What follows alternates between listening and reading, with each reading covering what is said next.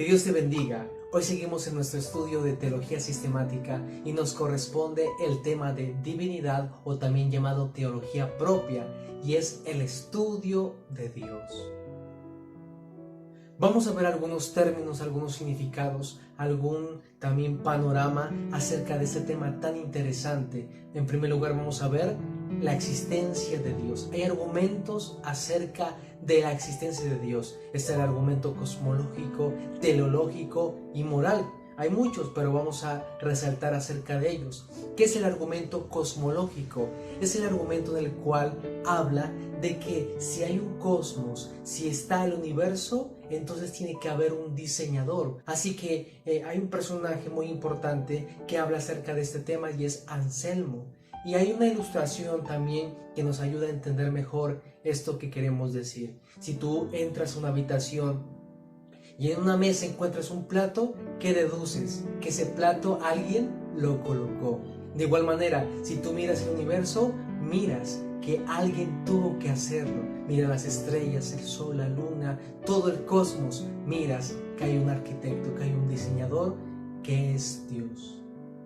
El segundo argumento que podemos observar es el argumento teleológico, es decir, causa y efecto. Todo efecto tiene una causa. Este universo tiene una causa, un propósito. Si tú miras la fotosíntesis, ¿qué es la fotosíntesis? Los rayos del sol penetran la clorofila de la planta y ¿eso qué produce? Produce oxígeno. Déjeme decirle que hay una causa, que hay un propósito para la fotosíntesis, que nosotros los seres vivos tengamos oxígeno. Así que algo muy importante de resaltar: Dios es la causa incausable de toda causa. También es muy importante hablar del argumento moral, ya que el argumento moral es muy importante y vamos a explicarlo de la siguiente manera. Aquí en Colombia, tal vez violar a alguien, matar a alguien, asesinar a alguien es de igual de malo que en otro lugar. ¿Cómo lo vemos? Lo vemos como algo incorrecto, inmoral. Si vemos a alguien que de pronto quiera asesinar, quiera hacer feminicidio, quiera abusar de una mujer en cualquier otro lugar del planeta, ¿cómo lo vemos? Como algo que está incorrecto desde la perspectiva moral. Y eso decía también Immanuel Kant, decía algo muy importante. Hay un pensamiento de él que dice: hay dos cosas en las cuales yo estoy maravillado: en el cielo estrellado encima de mí y la ley moral dentro de mí, porque así puedo saber que hay un Dios encima de mí y un Dios dentro de mí. Entonces el argumento moral nos enseña que Dios colocó algo aquí que nos avisa que está mal y que está bien. Así que esos son los argumentos que podemos observar en esta oportunidad.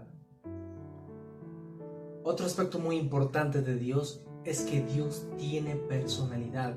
Dios es una persona, porque una persona, ¿qué características tiene? Tiene emociones, sentimientos e intelecto, y Dios tiene eso. Tiene emociones, tiene sentimientos porque Él se alegra, Él se entristece, pero también tiene intelecto porque Él creó todo lo que podemos observar y aún lo que no podemos ver.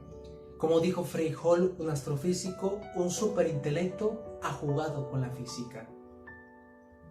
En este momento también es importante resaltar que Dios tiene atributos. Tiene dos tipos de atributos transferibles e intransferibles. ¿Cuáles son los transferibles? Que puede transferir a nosotros, por ejemplo, amor, sabiduría, inteligencia, ciencia. Pero ¿cuáles son los intransferibles? Omnipresencia, omnipotencia, omnisciencia, ¿sí? Solamente Él puede ser omnipresente, solamente Él puede saberlo todo, ¿sí? Entonces son atributos intransferibles.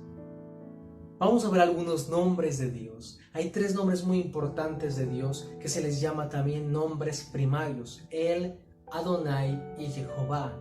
Él, tú puedes observar que Betel, ¿sí? Casa de Dios. Daniel, Jehová o Dios es nuestra justicia. Elías significa Jehová es Dios. Pero también Adonai significa Señor en hebreo.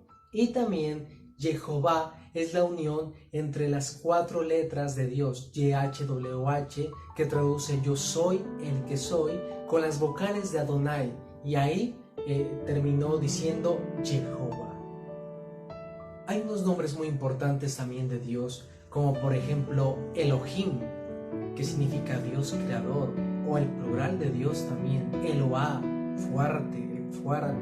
También Shaddai significa el Dios todopoderoso, Jehová Rafa, Dios sanador, Jehová Nisi, Dios es nuestra victoria, Jehová Jireh, Dios es nuestro proveedor, Melech, Rey, Aleph Tav, principio y fin.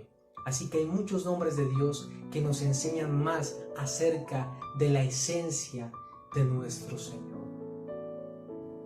En ese momento vamos a estudiar una doctrina muy importante, que es la doctrina de la Trinidad o Triunidad. La palabra Trinidad no la vas a encontrar en la Biblia, pero sí está su significado. Por ejemplo, racismo y xenofobia no la vas a encontrar en la Biblia, pero sí hubo racismo y xenofobia. Asimismo es con esta palabra teológica para mencionar la pluralidad de Dios. Vamos a ver entonces algunos versículos. Uno de ellos está en el Salmo capítulo 110, versículo 1, que dice: dijo Jehová mi Señor, siéntate a mi diestra hasta que ponga a tus enemigos por estrado de tus pies. Y Marcos capítulo 12, versículo 35 en adelante, el Señor Jesús dice lo siguiente: que el Espíritu Santo guía a David para escribir esto, y que ese Señor que aparece ahí dice que es Jesús. Entonces él explica que ese Señor es Él, es Jesucristo. Sabemos que Jesús estaba antes de su advenimiento. Algo muy importante también es resaltar lo que dice Apocalipsis capítulo 4 y capítulo 5. Habla que Dios está en su trono, sí, lleno de majestad, y que en su mano derecha hay un rollo.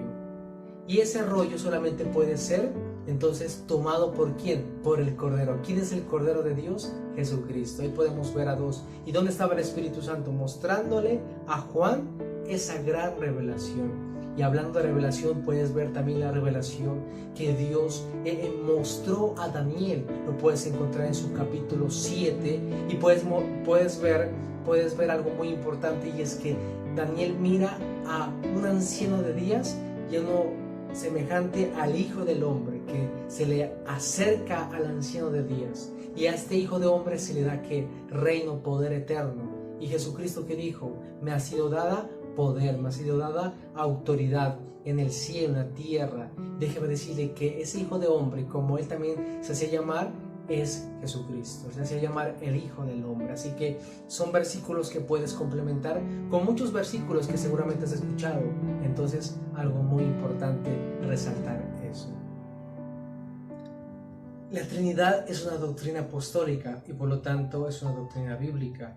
Es tan así que aún los sucesores de los apóstoles o padres apostólicos la creyeron y la escribieron. Por ejemplo, Policarpo de Esmirna, Ireneo de León, Clemente de Alejandría, Clemente de Roma, entre otros, creían en la doctrina de la Trinidad. A pesar de que se levantaron hombres y personas que contradecían esa doctrina, como Sabelio en el siglo III, que contradecía y afirmaba que Jesús era el Padre, el Hijo y el Espíritu Santo, pero sabemos que Dios se ha manifestado en tres personas. Hay un versículo que parece que contradice la doctrina de la Trinidad, y es Deuteronomio 6:4, que dice: escucha Israel, el Señor Jehová uno es. Pero si tú estudias el hebreo original, dice de la siguiente manera: Shema Yisrael Adonai Echad Adonai Eloheinu. Y habla de que cuando habla de uno, habla de una unidad compuesta, que es Echad. Y ese Echad significa, entonces, por ejemplo, un equipo de fútbol está compuesto ¿por qué? Por 11 jugadores. De microfútbol, de 5 jugadores. Una familia está compuesta por 3, por 5, por 7 personas. Entonces es unidad compuesta. Algo muy importante de resaltar también, que Dios siempre se manifiesta como pluralidad. Hagamos al hombre. El Señor Jesús dijo: el Padre y yo uno somos. Siempre hay pluralidad. Así que muy importante resaltar eso. Te felicito por seguir estudiando este curso en Teología Sistemática y recuerda que estás más cerca de tu certificación. Que el Señor te siga bendiciendo.